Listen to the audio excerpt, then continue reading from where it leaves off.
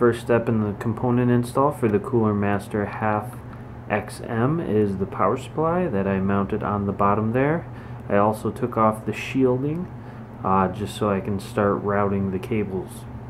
Now the next install in the case is going to be the motherboard. Now you do have to install the standoffs for your motherboard configuration. I will be using a Micro-ATX, so currently I put them in all the configurations, and they also include a nice standoff tool that can help make sure, basically you can use your screwdriver to make sure your standoffs are snug.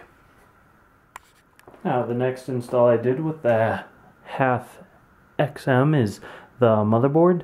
As you can see, I am using the Rampage 4 Gene, which is a Micro-ATX motherboard.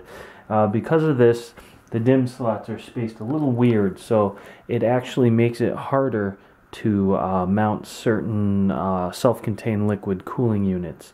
Now with this, I've always used the Corsair H80, and because of that, it is a double thick, double wide, 2 fans on each side with the thicker radiator, and it's pretty hard to fit it anywhere without hitting the RAM sticks.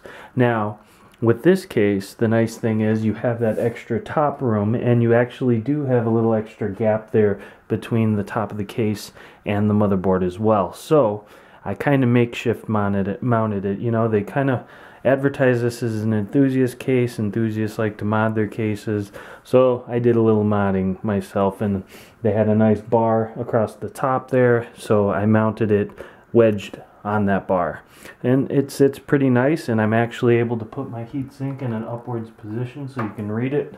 So I think it's a pretty good job. Lots of space, lots of room, and it looks a lot better.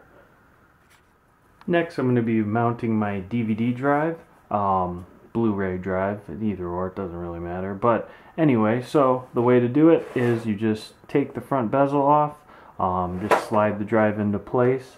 You can line the holes up. They have a little space there. You can see where the arrow points and where the hole is, and then just flip it over to lock. And then if you're unsure if you have it centered or not, you can always wiggle it a little bit, and then it'll just snap into place, and then your drive is mounted. Now, as for hard drive installation, because I am using 2.5-inch hard drives, they do need to be mounted to these brackets with the provided screws. However, if you are using a 3.5-inch hard drive, there are already little tool-free pegs there, and it just simply slides into place and then locks. And then my last install in the system is the video card. Now the video card I am using is a EVGA GTX 560 to win, TI, whatever the heck you guys want to call it. I say Ti, short for titanium.